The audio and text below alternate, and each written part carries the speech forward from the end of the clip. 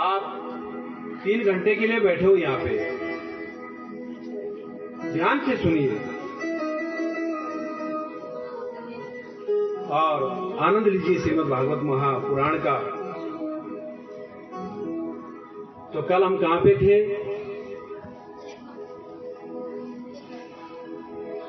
कल जो कथा छोड़ी थी, कहाँ छोड़ी थी कि राम कृष्ण दो एक हैं, अंतर नहीं निमेष। अवतारों की बात की थी। 24 अवतार भगवान के हुए थे और उनमें जो राम कृष्ण का सभी एक ही है। 24 अवतार में भगवान एक ही है, लेकिन विशेष बताया गया कि राम कृष्ण में अंतर बिल्कुल भी नहीं है।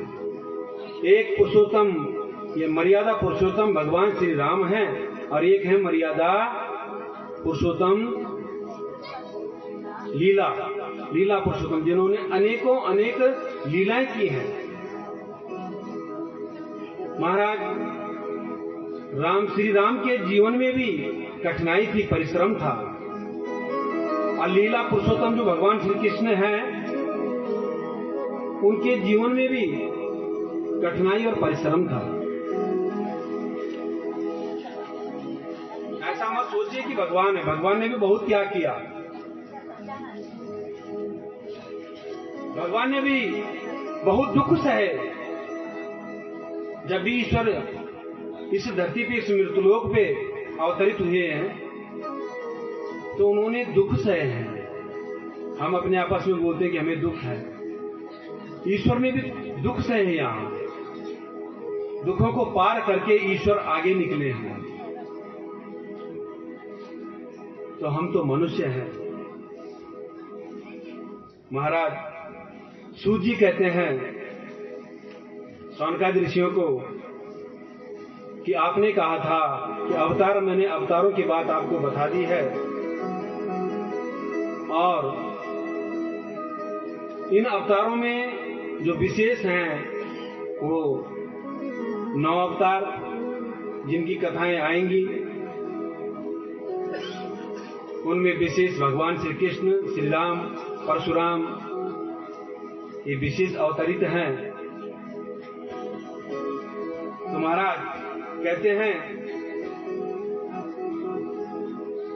कि सबसे मेन भगवान श्री कृष्ण ने उसी को गाया है। कृष्ण की जो गाथा है वो श्रीमद् भागवत महापुराण में गाई गई है, पूरी गाथा।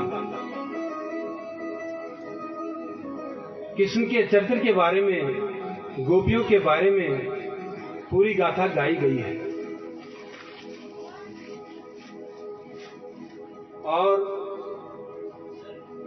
बोलते हैं कि सुखदेव जो मुनि थे,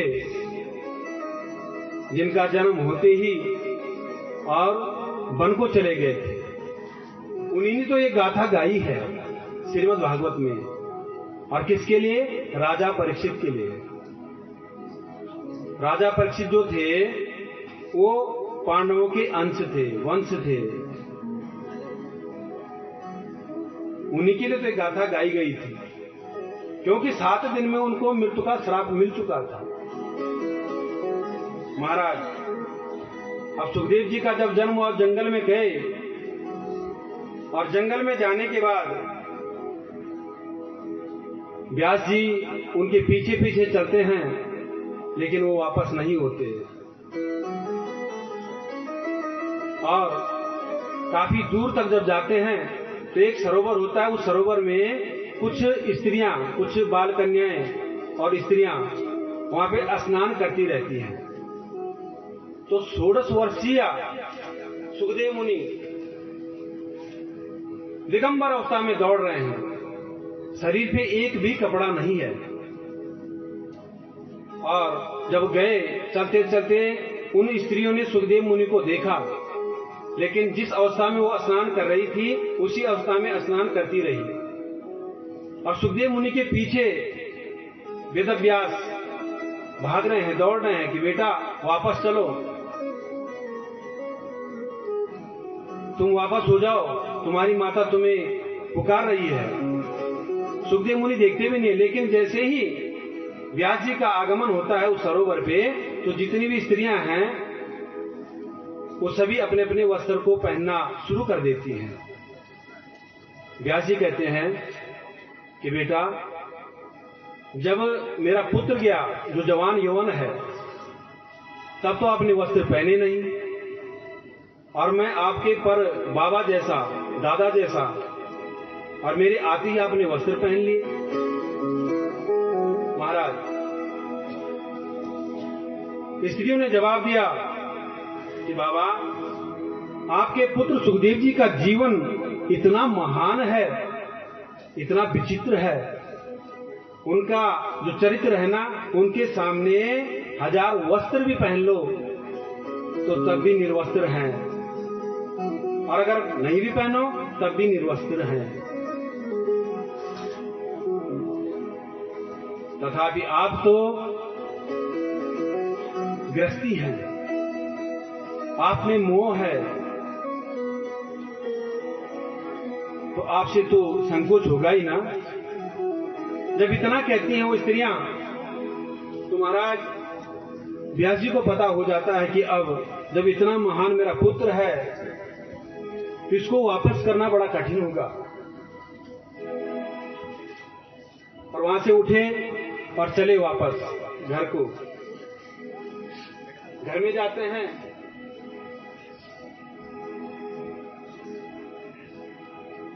सूत जी ने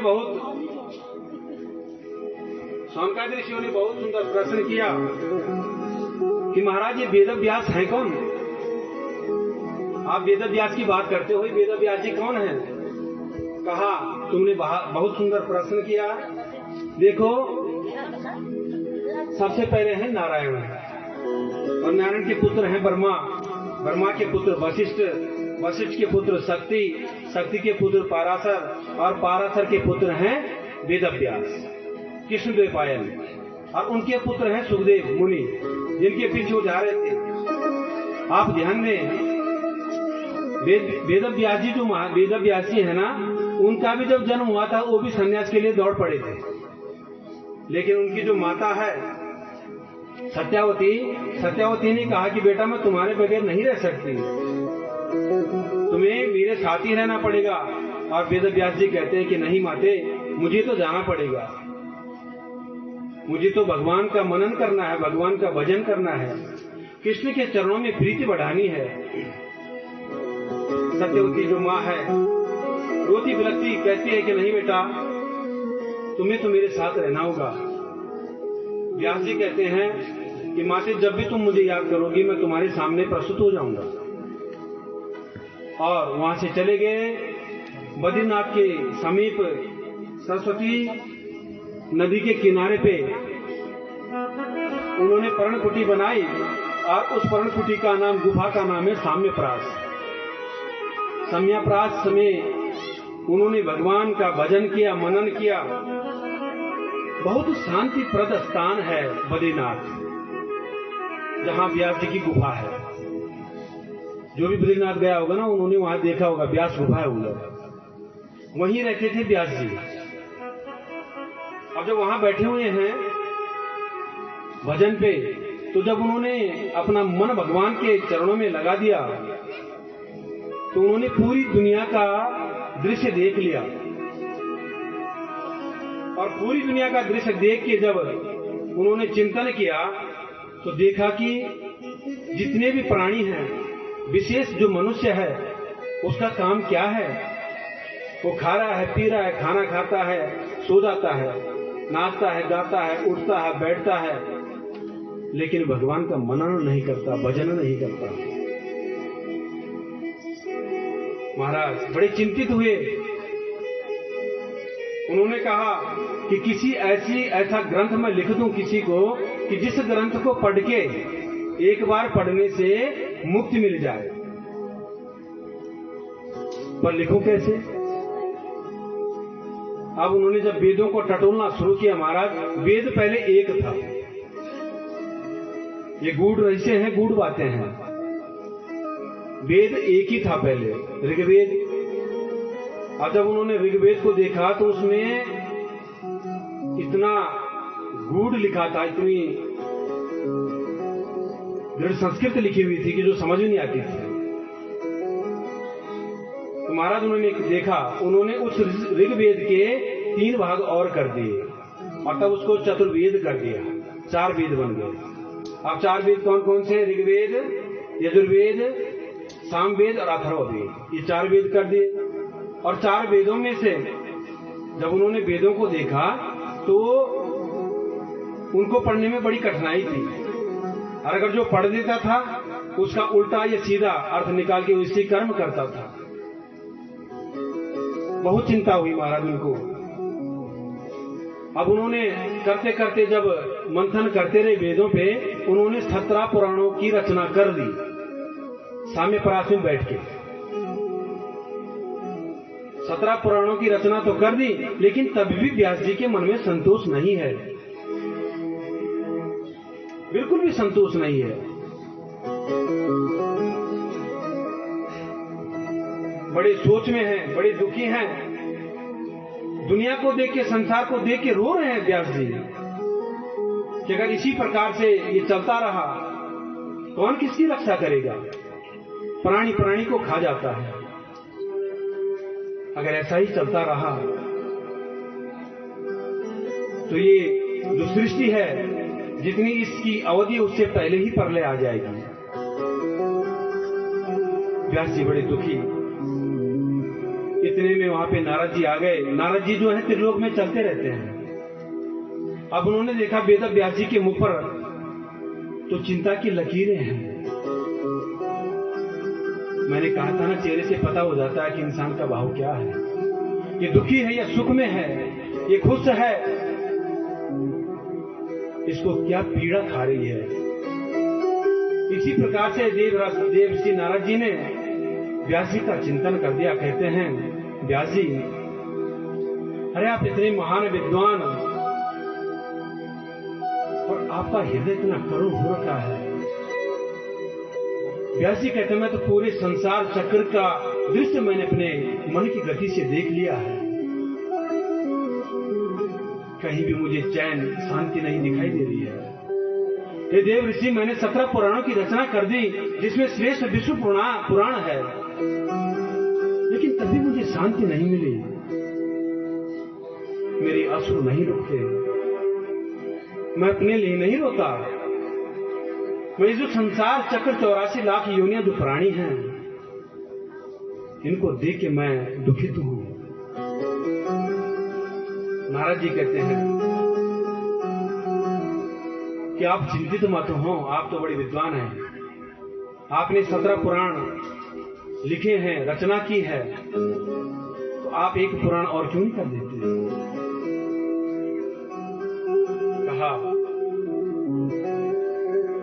देखो देवर्षि, मैं अब विद्वत को भी जा रहा हूं और मेरी बस की बात है भी नहीं। अब वो बुद्धि कहां जो पहले थी। नारद जी कहते हैं कि देखो, बुद्धि का मंथन तुम कभी भी कर सकते हो, चाहे विद्वतों में भी हो। और अगर मन चित्त बुद्धि एक है तो पढ़ाई कभी भी हो सकती है, लिखाई कभी भी हो सकती है। विद्या अर्जित करने के लिए आयु कोई निर्धारित नहीं है। महाराज कहते हैं कि आप प्रयास तो करो। 17 पुराण जब आपने लिख दिए, आप 18वां भी तो लिख सकते हो। कहते मैंने 17 पुराण लिखे और 17 पुराणों से लिखने से मुझे संतुष्टि प्रदान नहीं हुई, तो अब जो मैं लिखूंगा उससे शांति प्रदान कैसे होगी? उससे दुख की निवृत्ति कैसे होगी? कहते हैं, तुमने विष्णु पुराण लिखा, शिव पुराण लिखा, ब्रह्म पुराण लिखा, ब्रह्मत्व पुराण लिखा, कूर्म पुराण लिखा, धर्म पुराण लिखा, अनेकों पुराण तुमने लिखे, लेकिन कहीं पे भी मेरे कृष्ण राधा उनके चरित्र का भी चित्रण किया है कहीं? क्या कहा, ये तो नहीं किया। तो फिर कैसे शांति मिलेगी? जो शांति है, जो करुण है, जो दया है, जो धर्म है, वो तो इनमें भरी पड़ी है। व्यास जी को बोलते हैं, लेकिन व्यास जी कहते हैं कि देखो मेरी बस की बात अब नहीं है और मेरे पे कृपा भी नहीं होगी अब भगवान की। संत नारद जी कहते हैं कि देखो मैं अपनी बात कहूं तो संतों का जिसने आसरा ले लिया है उसका बेड़ा पार हो जाता है। तो मैं तो ये तो कहता हूं कि कहीं संत की शरण में जाओ, संत का आसरा ले लो। व्यास जी कहते हैं तुमसे बड़ा संत कौन है? हे नारद जी, तुम ही परम संत हो, परम ऋषि हो। आप ही बताएं कि मेरे दुख का कारण ये क्या है और कैसे दूर होगा। कहते हैं आप भगवान श्री कृष्ण और राधा के चरित्र पे मंथन कीजिए और पुराणों में जब आपने एक वेद का चतुर्वेद बना दिया, भागवत के जो 4 मंत्र हैं वो 4 मंत्र नारद जी ने किसको दिए? वेद व्यास जी को। वेद व्यास जी ने उन मंत्रों पे पुराणों की गाथा पुराणों को लिखा और कहा कि इन 4 मंत्रों में 18वां पुराण भी आप 18वें पुराण की भी रचना करो। अहमेवा समेवाग्रे नानद यद सत परम पश्चादहं यदेतच्च यो वशिष्यते सोऽस्म्यहम् ऋतेथं यत् प्रतीत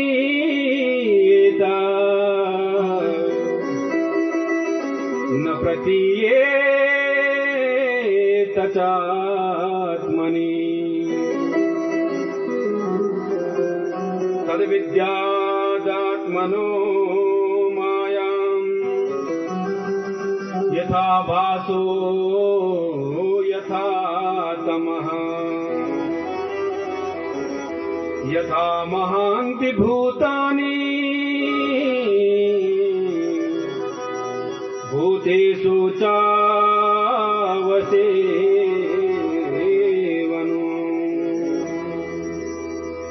इस प्रकार से मंत्र दिए और कहा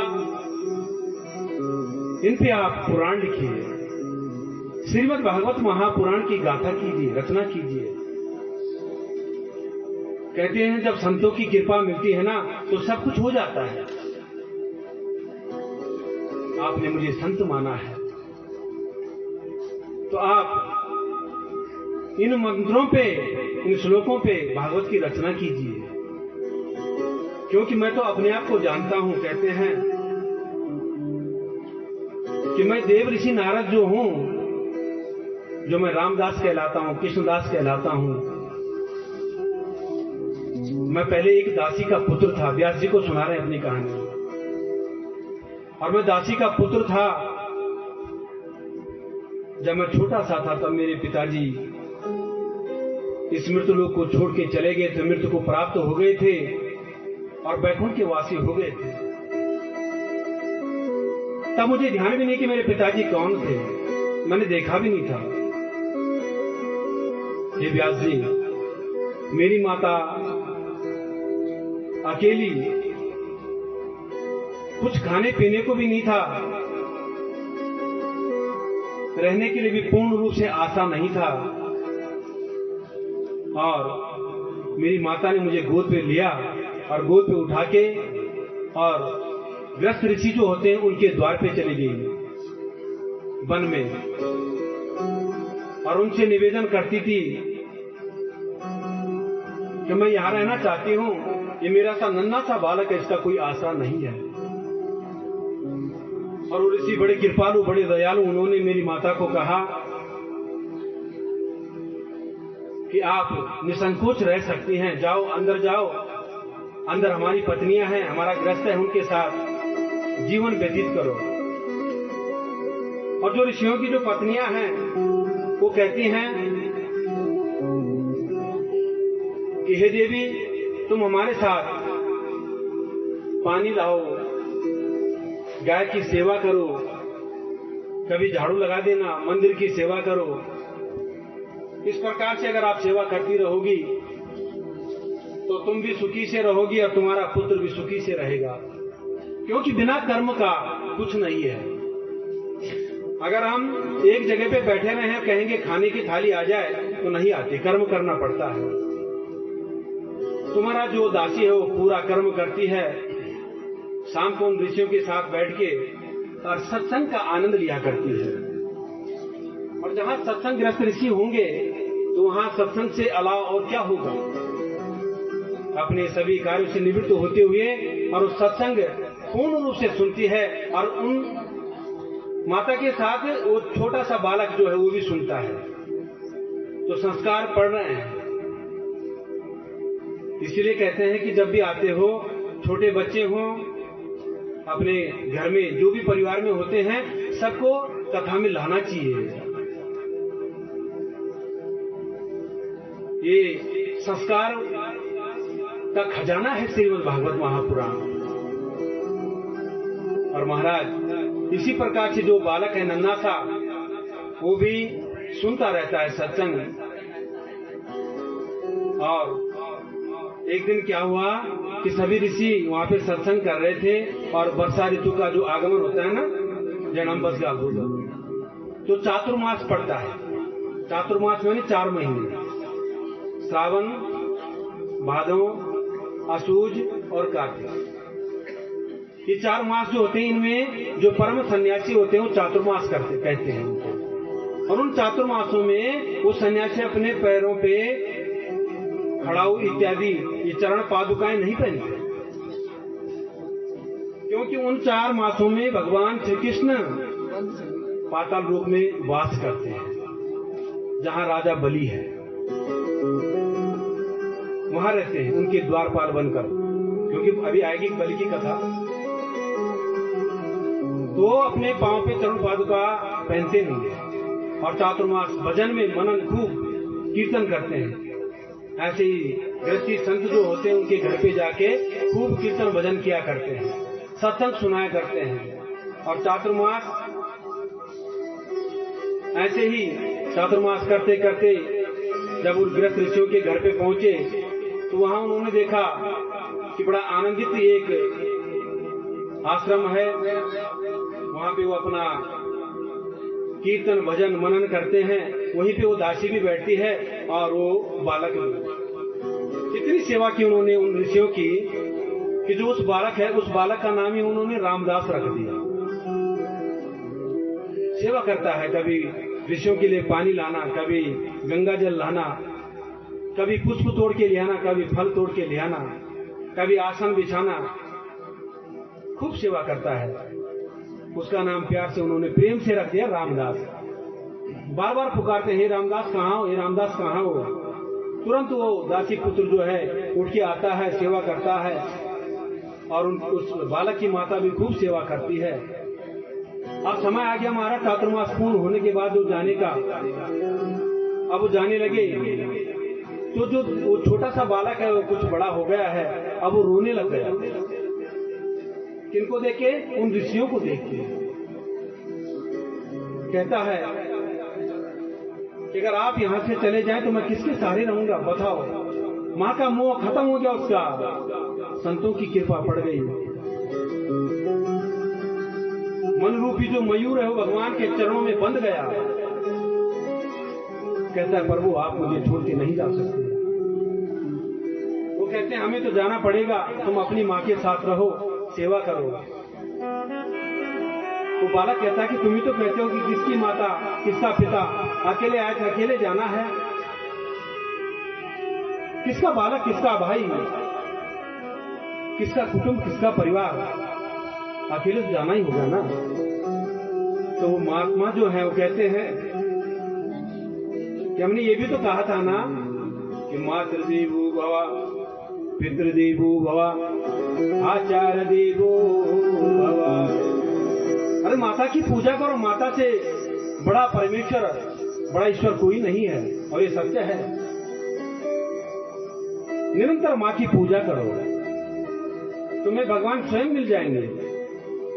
देखो बालक, तुम्हारे पिता तो है नहीं, माता अकेली है, तो निस्वार्थ भाव से माँ की पूजा किया करो, माँ की सेवा करो, तुम्हें पुण्य की प्राप्ति होगी, भगवान तुरंत मिलेंगे, शीघ्र मिलेंगे। घूंघट के पट खोल रे, तुम्हें हरि मिलेंगे।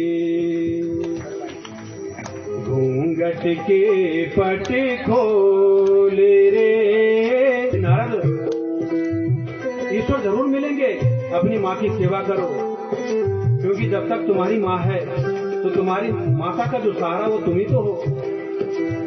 अपने घूंघट माने अपने मन के पट खोल, पट माने द्वार, ईश्वर की प्राप्ति जरूर होगी। और वो ऋषि वहां से चले गए। अब देव ऋषि का जो मनन, जो बालक है उसका मन तो भगवान में लगा हुआ है, माता के साथ आता जाता रहता है। ऋषियों की घर में गाय भी रहती हैं, कभी घास लेने जाना पड़ता है माता को। अगर दो पल भी वहां पे वो बालक दिखता नहीं है तो माता कहती है, ये रामदास कहाँ गए? रामदास ही उनका नाम पड़ गया। महाराज एक दिन क्या हुआ, नारद जी कहते हैं कि मेरा भगवान में किस प्रकार से मन लगे। वो अपने एक कोने पे बैठ के आसन के ऊपर मनन कर रहे थे, और गौदुली लग्न था। गौदुली लग्न कहना बोलती ना, शाम संध्या टाइम पर जब गोर घारनी ना, और गोरू के खुरड़ों से की आछादी दोजान दो, आछादी माने ढगजान धोला, उसको कहते हैं गौदुली लग्न। उस समय संस्कार यानी जैसे विवाह कर्म जो हुआ करता था, उबरी बरातान छे वियोलो को स्वागत पहुंचा हुए टाइम पर आप तम दिन में लग्नो सब 12 बजे पूजो मगर हम वियोले पूजा करना है ना। तभी संतति पुनी होनी चाहिए, मति खराब से ये प्रकार से पूर्व जो संस्कार की छुट्टी करे अब पूरी। लेकिन वो गौदुली लग्न जो था संध्या टाइम पे, गांव के पैरों से धूल उड़ती हुई आच्छादित, उस समय उषा बेला बोलते हैं उसको। भगवान सूर्य जब आज सुनी ना, उषा बेला, सूर्य एक समाना है। प्रातः काल और गौदुली लग्न का जो काल होता है लगभग एक जैसा होता है। सवेरे उठ के देख लेना, हर किस लाली मारे बादलों पर, और 19 सामग्री मिले एक जन, बिल्कुल एक समान। तो उस समय गाय का धोने का भी समय होता है, गायों का दोहने का। गाय दोहन कहने बोलती ना, माता बहन जरूर जाने क्या बोलती ना, गौड़ पे जानो है ना, जब गौड़ पिजे जान तो गाय दोहन बोले जान। और ऐसे ही संध्या टाइम पे जब रूमुख फोड़ो तो रूमुख फोड़ भर के देखें जब चल दादी माँ बीच में अगर एक रस्सी भी ली तो रस्सी भी लगती जन सड़को आ वही टाइम भर छोड़ झिमलाट रहे आंखों में। तो महाराज इसी प्रकार से गाय धोने के लिए कौन जा रही है? वो दासी। और जैसे गई और घास को पकड़ा, और घास को पकड़ते ही नीचे किया, वहां से उसको ऐसा लगा कि रस्सी है, और पांव रख दिया, जबकि रस्सी नीचे क्या था? सर्प था। और उस सर्प ने उस बालक की माता को दंश दिया, और उस माता की वहीं पे मृत्यु हो गई। वो छोटा सा बालक नन्हा था, जो सनाथ था वो अनाथ हो गया। सनाथ किसको कहते हैं? जिसके साथ नाथ हो। और नाथ किसको कहते हैं? माता को, पिता को। यही तो नाथ है ना। आज ये सनाथ अनाथ हो गया। पिता तो पहले ही नहीं थे, अब माता भी नहीं रही। नारद जी को जब खबर मिलती है, सूचित किया जाता है ऋषियों के द्वारा, तो नारद जी रोते हैं, खूब रोते हैं। महाराज, तब तक भगवान की प्रेरणा होती है हृदय मंडल में। तो भागवत में लिखा हुआ है कि जब दुख होता है तो गर्म आंसू निकला करते हैं, और जब खुशी के आंसू आते हैं वो ठंडे होते हैं। ये हकीकत बात है। दुख के जो आंसू होते हैं वो गर्म आते हैं, और जो सुख के आते हैं वो ठंडे आते हैं। सुख माने खुशी में तो आंसू आते हैं ना, वो ठंडे आते हैं, क्योंकि उस समय चेहरे पे मुस्कान होती है खुशी में। और दुख में क्या होता है? तनाव होता है, पूरे शरीर में तनाव होता है। मस्तिष्क जो है विचित्र भाव में रहता है, इसलिए गर्म आंसू निकला करते हैं। आज दोनों आंसू नारद जी के आंखों से निकल रहे हैं। क्यों? जो गर्म आंसू है वो तो माता के दुख के बारे में है, और जो ठंडे आंसू निकल रहे हैं ना, वो इसलिए हैं कि मैं भक्ति में मनन करूंगा। और वहीं से उन्होंने महाराज अपनी माता का संस्कार किया, अपने को बांधा हिम्मत में, साहस जुटाया और चले गए बद्रीनाथ में, एक गुफा के अंदर। और वहां भगवान का मनन किया, भजन किया। भजन करते करते, क्योंकि वो ऋषि जो उनको दे गए थे, ओम नमो भगवते तुभ्यम वासुदेवाय मंत्र दे के चले गए थे। आज उस मंत्र का उन्होंने वहां पे जाप किया, और जाप करना जैसे शुरू किया, उनका मन ध्यानस्थ हो गया। भगवान श्री कृष्ण जी का प्राकट्य उनके हृदय में हो गया। लेकिन कुछ पल के लिए और कुछ पल के बाद वो प्राकट्य फिर दूर हो गया। और जैसे ही दूर हुआ, नारद जी आश्चर्य में पड़ गए, क्योंकि भगवान अभी तो आए थे फिर निकल गए। तब तक आकाशवाणी होती है कि हे बालक, अभी इस जन्म में नहीं तुम्हें भक्ति मिलेगी, अगला जन्म तुम्हें लेना पड़ेगा, जब तुम्हें भगवान श्री कृष्ण के चरणों की प्राप्ति होगी। इसी प्रकार से महाराज उन्होंने कहा, देखो, जब इस धरती का, इस संसार का प्रलय हो जाएगा तो तुम्हें भी मृत्यु प्राप्त होगी, और फिर जब पुनः जन्म होगा तब भगवान की प्रीति होगी। महाराज फिर कल्प आया, और जो युग चल रहा था उसका प्रलय हुआ। समुद्र रूपी जल में डूब गया पूरा ये पृथ्वी तल, धरातल, और इसी बीच उस बालक की भी मृत्यु हो गई। देवदत्तामिमां वीणां स्वरवर्मा विभूषितां। देखो ना सत्संग, देखो ना संत कृपा व्यास जी, जब दूसरा जन्म मुझे मिला तो मैं देवर्षि नारद बन के आया, क्योंकि संतों का मैंने जूठन खाया था, संतों का मैंने संग किया था, संतों की मैंने सेवा की थी। ओम नमो भगवते तुभ्यम वासुदेवाय, इसका मैंने जप किया था, और आज वो सफल हो गया। इसीलिए मैं आपको कहता हूं प्रभु कि आप मनन कीजिए। महाराज इतने में नारद जी वहां से चले गए। व्यास जी ने मनन किया और 18वां पुराण लिख दिया। बोलिए श्रीमद् भागवत महापुराण की, पुराण लिख दिया। अब वेद व्यास जी ने 4 मंत्रों के 18,000 श्लोक बना दिए। जो 4 मंत्र दिए थे ना नारद जी ने, उसके 18,000 श्लोक बना दिए। अब रचना तो कर डाली, लेकिन सोचा अब मैं इसको सुनाऊं किसको, इसका भी तो कोई अधिकारी होना चाहिए। फिर ध्यान आया कि मेरा एक पुत्र है सुखदेव, जो इसका सुनने का अधिकार प्राप्त करते हैं, लेकिन कहते हैं मैं लाऊं कैसे, वो तो निष्ठ ऐसे ब्रह्मचारी हैं जिनको लौटाना बड़ा कठिन होगा। व्यास जी कहते हैं कुछ तो करना ही पड़ेगा। अब उन्होंने अपने शिष्यों को कहा, जो शिष्य हैं छोटे छोटे, उनको कहा देखो मैं तुम्हें कुछ श्लोक रटाता हूं। और चुने चुने श्लोक रटाए अपने शिष्यों को, कहा कि यहां से सुदूर, दूर माने जंगल में जाओ और इन श्लोकों को गुनगुनाना। जहां सुखदेव जी बैठे होंगे, देखो तो कहीं न कहीं उनमें कुछ परिवर्तन हो। शिष्यों ने उन श्लोक को रटा और चले गए सुदूर जंगल में। और वहां जाके उन्होंने देखा कि सुखदेव मुनि एक जगह पे तपस्या में लीन है, तप में लीन है। और वहां पे उन्होंने गुनगुनाना शुरू किया, बरहा पीडम नटवर वपू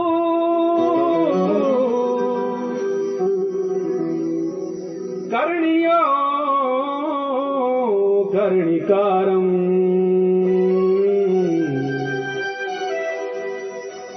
बिभ्रद्वास कनक कपिसं वैजयंती तमाला। वरहा पीडम नटवरपु भगवान कृष्ण का श्रृंगार है। भगवान कृष्ण का श्रृंगार का यहाँ पे वर्णन किया गया है। महाराज जैसे ये आधा श्लोक गाया, पूरा भी नहीं गाया, और सुखदेव मुनि की आंखें खुल गई, जो उनके पुत्र हैं, जो पहले जन्म होते ही चले गए थे।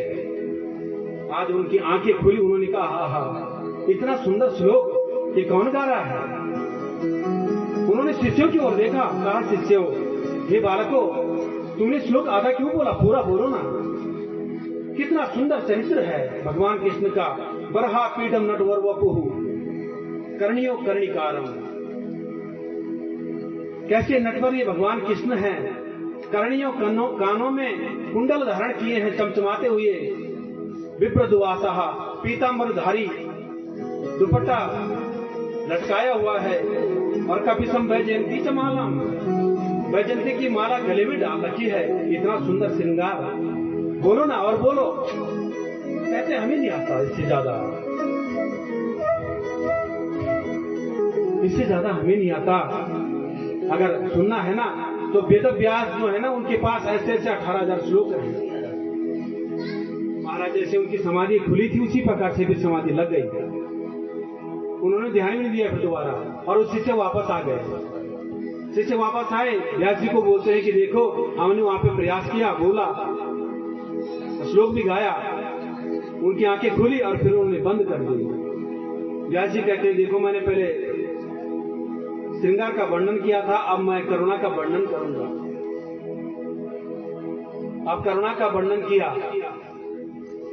दूसरा श्लोक रटाया और बोले कि फिर जाओ और फिर गुनगुनाना, हो सकता परिवर्तन हो जाए। अब जैसे गए, कहा अहो बकीयम ईसन कालकूटम जिज्ञांस या पाय यदप्यसादे लेवे गतिं दातृजितां ततोऽन्यं कं वा दयालुं शरणं व्रजेमा। दया किसने भगवान किसने पूतना पे। अहो बकीयम स्तन कालकूटम, अपने स्तनों पे कालकूट विष लगा के आ गई थी पूतना। और भगवान छोटे से नन्हे से बालक थे, जब 7 दिन के तब दूध पिलाया था। जो विष लगा के मारने के लिए आ गई, उसको गति दे दी भगवान कृष्ण ने। ऐसा दयालु है कोई क्या? आपको अगर हमें कोई मारने को आएगा तो हम क्या करेंगे? उसको अपनी गर्दन देंगे क्या? लेकिन भगवान ने दुग्ध पान भी किया और उस पूतना को मोक्ष दे दिया। पूतना किसे कहते हैं? पूतना कहते हैं जो पूत न चाहती हो, जो पुत्र चाहती नहीं हो, उसको पूतना कहा गया है। जो छोटे छोटे बच्चों से भी तिरस्कार करती हो, वही तो पूतना है। जो बेवजह बिना बात के बच्चों को मारे, तोड़े, डांटे, गाली गलौज, अशब्द कहे, वही तो पूतना है। ऐसी पूतना जो थी उसको गति प्रदान कर दी। अहो बकीम स्तन कालकूटम जिगांस या पाया। जिगांस बोलते हैं मारने के लिए जो आई थी और उसको मुक्ति प्रदान कर दी, और वो भी वो मुक्ति प्रदान की माता की, क्योंकि जिसका दुग्ध पान कर दिया वो तो माता हुई ना। गाय का दुग्ध पान करते हैं ना, वो तो माता है। और आज अपनी माता को जो गति देनी थी यशोदा को, वो पूतना को पहले दे दी। महाराज इतना सुना सुखदेव मुनि ने, और सुखदेव मुनि ने वहां से उठकर